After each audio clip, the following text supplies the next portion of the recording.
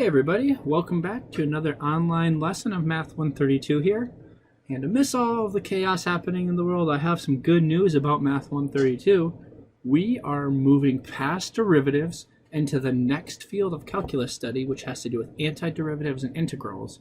And we're going to start that here in section 3.9 by just calculating antiderivatives before we've even started thinking about integrals, which is what we're going to do in chapter 4. So this lesson is just a computational technique. What we're trying to figure out is the functions that when we take their derivatives will give us the listed function. So we're trying to do a derivative in reverse, which is called an antiderivative. So let's take a look at part A here. What we're trying to do is we're trying to find a function. Really, we're trying to find a set of functions that have the derivative f of x is equal to x cubed, the square root of that, plus the cube root of x squared. So let's start by rewriting that f of x. This is x to the 3/2 power plus x to the 2/3 power. To find the antiderivative, we're going to use capital F to denote the antiderivative. Let's start by thinking about what the x part of the first term is going to look like in the antiderivative. So to finish the derivative process and end with x to the 3/2, that must mean that we started with x to the 5/2 as our exponent. Because if we take the derivative of this antiderivative, we're going to get 5/2 x to the 3/2. And importantly, that 3/2 power matches the 3/2 power that we're looking for. But this isn't our antiderivative because we have this 5/2 constant, and our constant in our original function is just a 1. We would have needed to have multiplied that by a constant of 2/5. And if we would have done that in our original antiderivative function, then when we take the derivative, we have 2/5 times 5/2 x to the 3/2. So when we're checking that our antiderivative gives us our original function f, when we take the derivative, we see here that we get 1 x to the 3/2 power, which matches what we were looking for over here in our original function.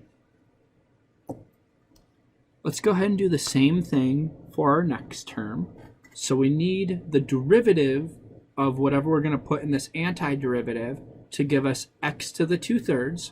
That means that we're going to need something like x to the 5/3, because when we take the derivative of x to the 5/3, we get 5/3 x to the 2/3. And again, we got this 2/3 power to match our original 2/3 power that we're trying to get for our little f, our original thing that we're trying to find our antiderivative of. Also, again, we have this extra little constant here, a 5/3, and we need the constant to be 1. So we're going to go ahead and counteract that 5/3 by multiplying by a 3/5, so that we get 1 x to the 2/3 power. So to summarize a little bit, our antiderivative, capital F of x, is equal to 2/5 x to the 5/2 plus 3/5 x to the 5/3. So that is a single possible antiderivative. But we have to deal with one other part of this phrasing here. What does it mean to have the most general antiderivative? All that means is that we need to add this plus c term here to our antiderivative when we report out our final answer. Now, why do we need to do that? Let's take a look back at our guess for our antiderivative. What would have happened if I would have put a plus 26 here as our antiderivative? Well, when we take the derivative of the antiderivative to check our work, what's the derivative of a 26? Well, it's 0. And so if we had a 26 there plus 26, that would still work as our antiderivative. What if we had a plus 252 there? Well, that derivative is also 0. And so it doesn't matter what constant we put here, the derivative of the constant gets zeroed out. And so this plus c represents that this function right here, capital F of x, is the antiderivative of little f of x up to some constant, because there's actually an infinite number of antiderivatives depending on what our constant value here is. And that's what the plus c means. So for working purposes, basically, whenever you see this phrase, most general antiderivative, that means that you're going to need to add plus c to the end of your answer. Let's take a second to do a quick summary here. When I had a term x to the n in here, so by n, I'm saying that I have either 3/2 or 2/3 as my power. If I wanted to find the antiderivative, what did I do? Well, I added 1 to that power, so I went from 3/2 to 5/2, or I went from 2/3 to 5/3, and then I had to counteract this extra little constant that I was getting by dividing by whichever power I landed on. So I went from x to the 3/2 to x to the 5/2, and then I needed to multiply out front by 1 over whatever power that I landed on. And with these fractional powers, that ended up being the reciprocal. Well, let's say, for example, that my function was x cubed. When I find the antiderivative of that, I'm going to land on x to the 4th, which means that I need to multiply out front by 1/4. And I'm going to add a plus c in there, so that if I end up taking the derivative of my big F antiderivative, I'm going to get 1/4 times 4x cubed plus 0, which is just equal to x cubed, which is, again, the original function that I was trying to find the antiderivative of. So that's the main strategy here, and now we're just going to do this in a lot of different ways throughout the rest of these examples. So I'm going to give you a few seconds to pause and take some of those notes. All right, hopefully that made sense to you, and if it didn't, you should definitely ask me questions about that during class. All right, let's take a look at our next example here. We have h of t is equal to 3 minus t plus t squared divided by the square root of t. So if we were going to take the derivative of this function, we would need to use the quotient rule, right? Well, unfortunately, there's not an opposite quotient rule. It's actually quite difficult to undo derivatives that result in a rational function. So instead of trying to do a unquotient rule or something like that, we're going to solve these complicated antiderivative problems by simply starting by rewriting the equation. So let's go ahead and split up this rational function into its component parts by splitting up the fraction. So we're just going to write each term of the numerator over the denominator, and we maintain equality doing that. This is like adding by getting common denominators. And then I'm going to simplify a little bit. So I have 3t to the negative 1/2 power plus t to the 1/2 power. You're going to need to do a little bit of simplification in there to get t to the 1/2. And then here I get t to the 3/2 power. I'm going to give you just a second to follow through on those exponent rules. Try to figure that out on your own really quickly. All right, now let's think about how we're going to find the antiderivative. So to find the antiderivative, what we need to do is we need to add 1 to each one of these powers. So we have negative 1/2 plus 1, and then we're going to divide by negative 1/2 plus 1, because that is the power that we landed on when we did our antiderivative. And I am showing just the plus 1 here. We are going to simplify this later. I'm just trying to show all of the intermediary steps for you. And then we're going to get plus, oops, this should be a minus. Let's make sure we go back and correct that. This should be I improperly transferred this negative sign. So we should get a minus there, and we should get a minus here. And what we're going to do is we're going to do t to the 1/2 power plus 1, and we're going to divide by 1/2 plus 1, which is the power, again, that we landed on. And then we're going to get t to the 3/2 plus 1 divided by 3/2 plus 1. And this amount of work, we've shown extra steps here.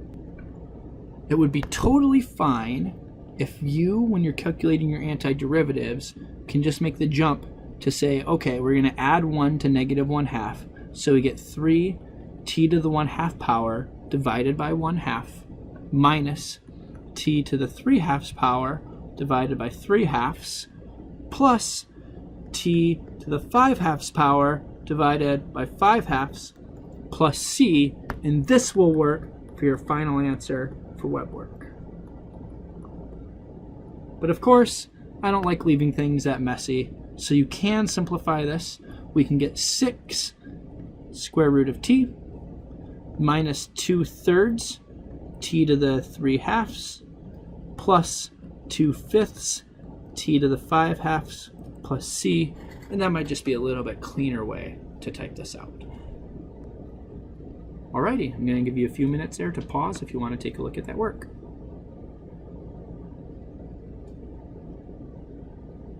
Okay, let's take a look at our next example here then. Notice that this example is an example of the 3.9 web work problem number 2.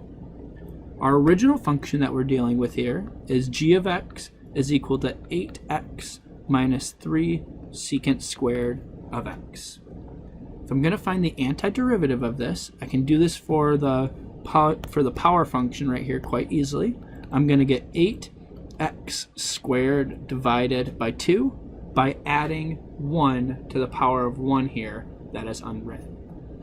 And now this next one is a little bit of a trick. I'm going to give you 10 seconds to think about this. What is the antiderivative of 3 secant squared of x? So in other words, which function, when we find the derivative, will give us negative 3 secant squared of x? I'll give you a quick hint. You can carry that negative 3 along, but now use your trigonometric knowledge. Which function has a derivative of secant squared?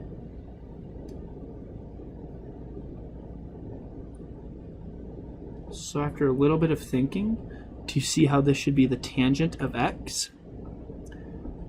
Well, we need to also find the most general antiderivative, so we need an added plus c there.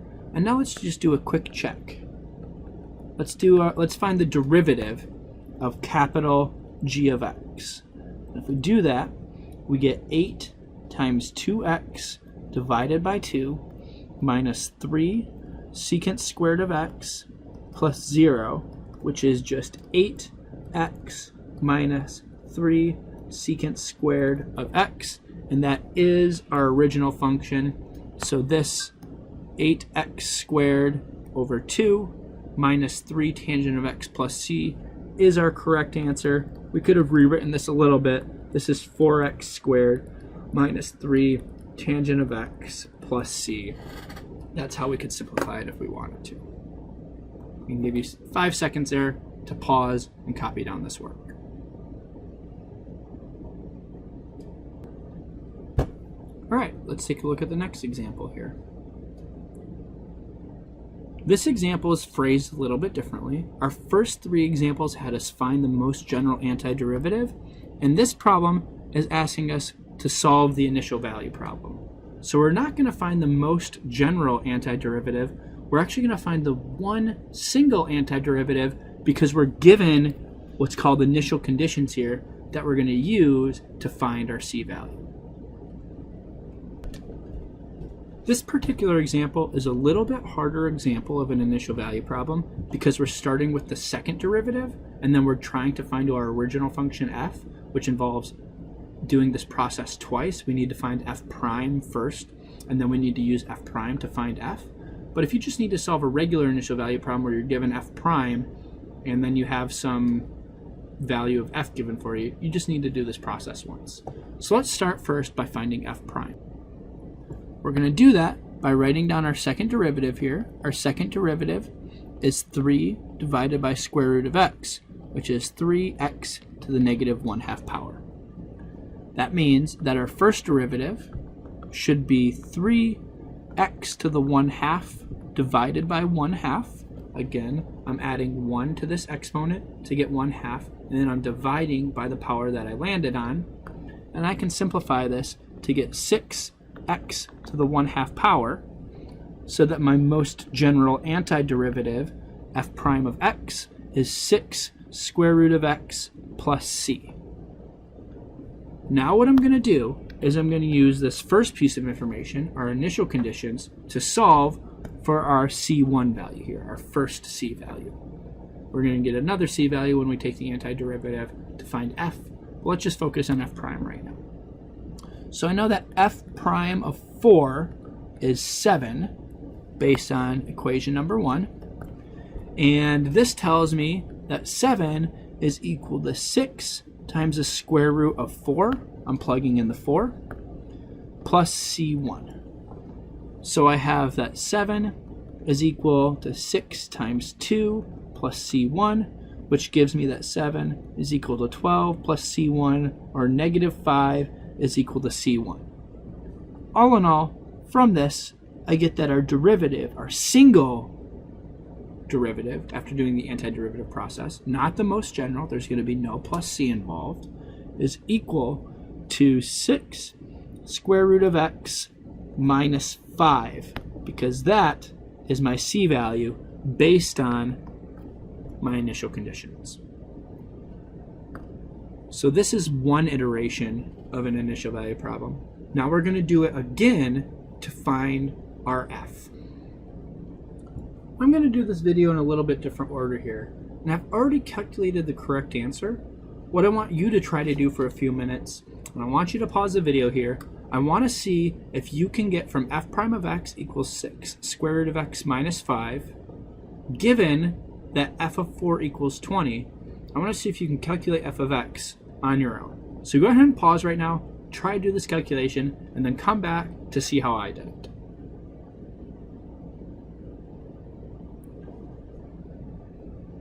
All right, I hope you got some progress done on that on your own. Let's go ahead and do this example by starting by writing f prime of x up here. So we have f prime of x is equal to 6x to the 1/2 minus 5. If we're going to find the antiderivative, we need to use our antiderivative process. So we're going to add 1 to these exponents. So we have x to the 3/2 divided by 3/2 minus 5x plus c2, our second c value. Let's simplify this just one step to make it a little bit cleaner for us. If we multiply by 2/3 up here, flipping by the reciprocal, we end up with 4x to the 3/2 power minus 5x plus c2. And then we know that f of 4 is equal to 20, which is given to us by our second set of initial conditions. And that means that if we plug in 4 into our antiderivative function, so we're going to plug in a 4 for every x that we've seen, we should be able to calculate for c2. So now we just need to do some simplification. So we have 20 is equal to 4. 4 to the 3/2 power is 8 minus 20 plus c2. So 20 is equal to 32 minus 20 plus c2, or 20 is equal to 12 plus c2, or that 8 is equal to c2. And now we have our most general antiderivative and our specific c2 value, and we combine both of these to get our final answer. F of x is equal to x to the 3/2 minus 5x plus 8. And if you wanted to, you could take the derivative of this twice. And if you take the derivative of this twice, you're going to get back 3 over square root x as the second derivative. So I'm going to pause here for 5 seconds to let you pause and take in some of these notes if you would like.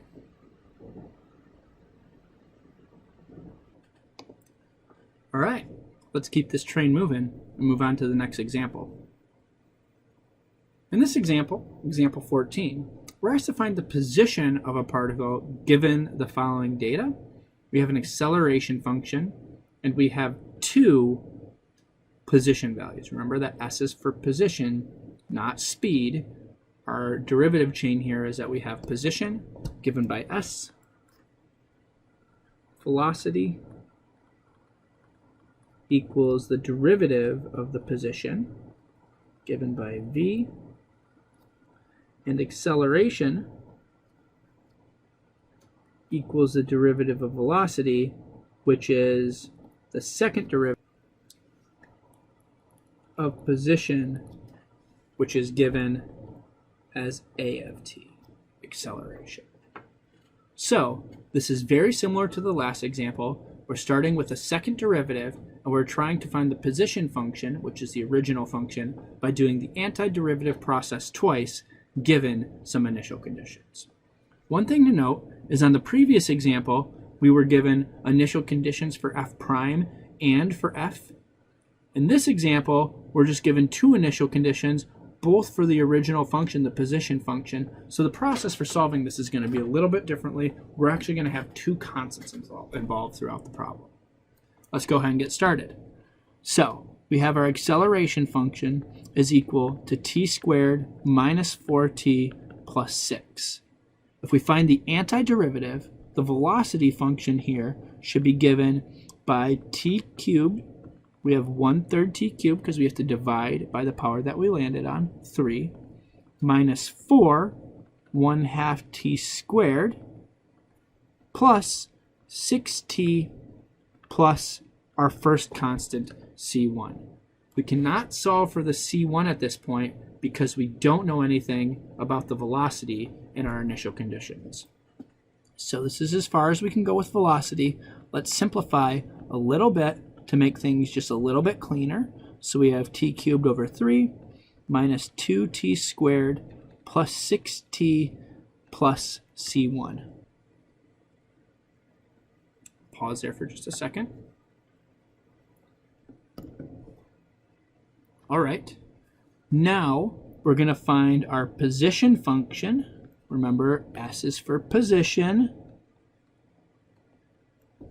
by finding the antiderivative of the velocity. So we're going to get t to the 4th.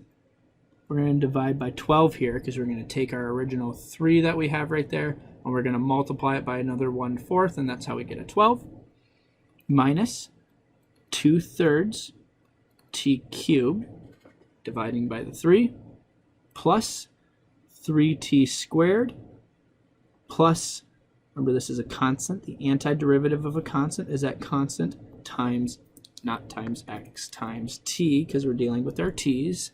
And now we're going to add our second constant, c2. So we did our first antiderivative to go from a to v, and then we did our second antiderivative to go from v to s. So from acceleration to velocity, and then velocity to position. And then this S of t function is our most general antiderivative that we get using this acceleration function without incorporating the initial values. Now what we need to do is we need to go back and plug in those initial values. All right, so let's use these initial conditions to solve for C1 and C2. Notice that we have two unknowns here, which is why we need two initial conditions to find those unknowns.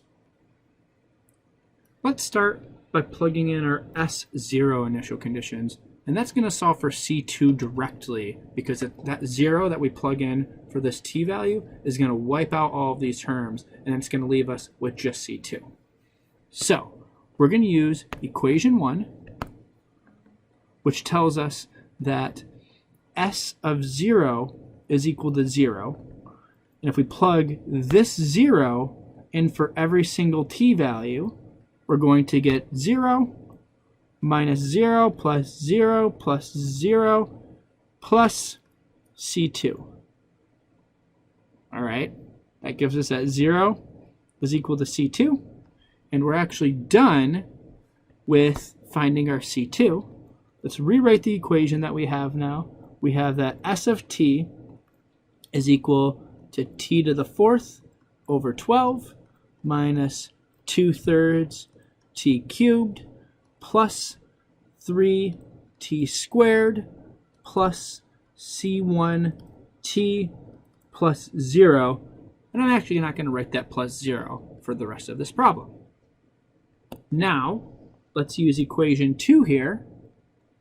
That s of 1 is equal to 20, which gives us that 1/12 minus 2/3 plus 3 plus C1 is equal to 20.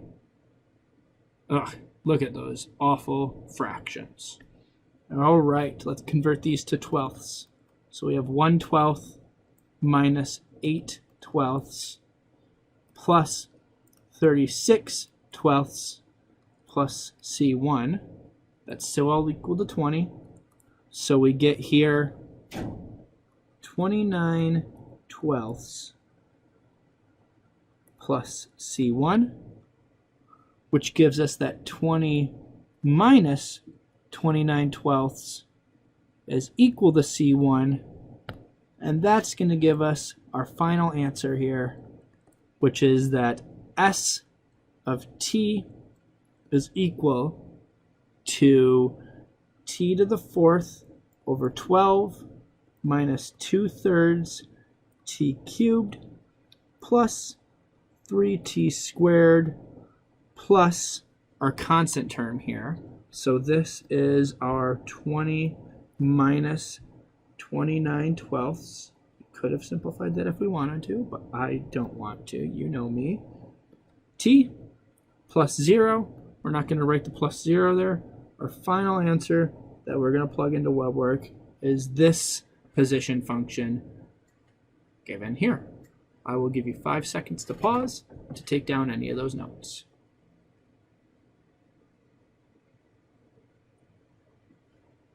All right, let's move on to the next example. Notice that this next example here is problem number 8 in the WebWork. So this example is more of an exam level difficulty, quiz level difficulty question, because we have a single first derivative and only one initial value. So this is like one of the steps of the previous 2-step problems. So let's start. You have dy dx. Remember, that's just our y prime, or if we're dealing with a function, we would write that as f prime of x. We don't have an f here, so we're not going to use f prime of x. We're going to just call this y prime. This is equal to 6 over x to the 6th plus 9 x to the 3rd, and we're going to start by finding our antiderivative. I'm going to go ahead and pause here for a second because I want you guys to work out some of this example. This is the answer that we should get when we finish this problem. So you can try to get that answer. Pause right now and try to work out this example on your own. Alrighty, let's see how we're going to do this example. Probably what you want to do is you want to start by rewriting this in power notation. So we have 6x to the negative 6th plus 9x cubed. Then, when we find our most general antiderivative, we're going to go 6x to the negative 5th. Because we're adding 1, we're going to divide by negative 5, plus 9x to the 4th divided by 4, plus c. We rewrite that a little bit. We get y is equal to negative 6/5. Let's do negative 6 over 5x to the 5th plus 9/4 x to the 4th plus c. And then we're going to use our initial condition, which is that y of 1, so when x is 1, we get the value of 14. We're going to go ahead and set that equal to our most general antiderivative with 1 plugged in for our x values. And when we do that, we get that 14 is equal to negative 6/5 plus 9/4 plus c. And if we add and subtract those terms over, we get that c is equal to 14 plus 6/5 minus 9/4. So then we're going to take our most general antiderivative function. We're going to pop that in right here, and we're going to replace our c value with that value that we just calculated. And this is the final answer that we can plug into WebWork. without simplifying that c value. Of course, we could have gotten common denominators of 20 and written this as a single fraction, but that sounds like a lot of work that we don't need to do because we don't have to simplify these things. So go ahead and pause and take down some of those notes if you're still writing. All right, let's move on to our last page of examples here. You'll notice that this example, Weber problem number 3, is similar to the second example in these notes, where we have this rational function and we can't find antiderivatives of rational functions. So what we're left to do is we have to start by splitting this fraction. So we have 6 over x cubed minus 7 x to the 6th over x cubed, which we can then rewrite and simplify. So we have 6 x to the negative 3 minus 7 x to the positive 3. It's actually quite easy to find the antiderivative from here. We're just going to follow our antiderivative rules. So our antiderivative is going to be 6x. We're going to add 1 to negative 3 to get a negative 2. We're going to divide by negative 2 because that's the power that we landed on. And then we have 7x to the 4th, and we add 1 to 3. And we're going to divide by 4, and then we're going to add our c value there. And then this works as our final answer for our most general antiderivative.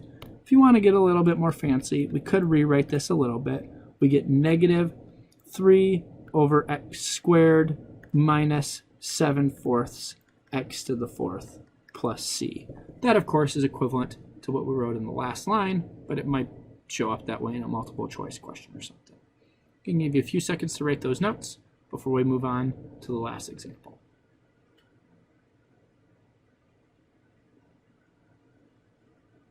All right, our last example here, we're trying to find a curve f of x such that the curve has the slope of the tangent line given by this function. Wow, this is some weird work. A curve y equals f of x defined for values x greater than 0 goes through the point 1, 0 such that the slope of its tangent line at any point is given by this equation. I need to rewrite this stuff. First of all, the point, it goes through the point 1, 0. That tells me that f of 1 is equal to 0. The slope of the tangent line is this thing. Well, the slope of a tangent line is just the derivative. So the derivative must equal 9 over x squared minus 10 over x to the 7th. Now, I've formulated this problem into a more familiar initial value problem format. Okay, now if I need to find f of x, that just means that I'm going to do the initial value problem process. So let's start by finding our original f by doing the antiderivative of f prime. In order to do that, I'm going to start by rewriting these terms in power function notation. So 9x to the negative 2 minus 10 x to the negative 7. That allows me to find my antiderivative a little bit easier. So I have 9x to the negative 1. It's really common to get a negative 3 there. A lot of people will do that instead of getting a negative 1. So that is a common error. It's not an error that we've made. And then we need to divide by a negative 1. And then we have negative 10x to the negative 6th divided by negative 6, all plus c. Let's just simplify that one step because things look a little bit messy. So we have negative 9 over x plus 10 over 6x to the 6th plus c. I'm going to go ahead and plug in my initial conditions.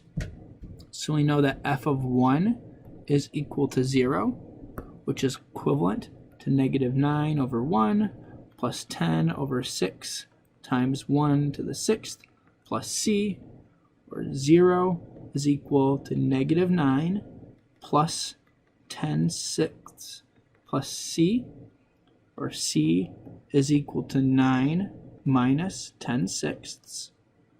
Now I can combine my most general antiderivative, maybe this cleaner version here, with my c value, to get that my original function f is negative 9 over x plus 10 over 6x to the 6th plus our constant term, which is 9 minus 10 over 6. That is my final answer I'll pull into WebWork, and that is the last example in these notes. So take a second to write down some of those notes, and I will see you next time. Good luck with your web work.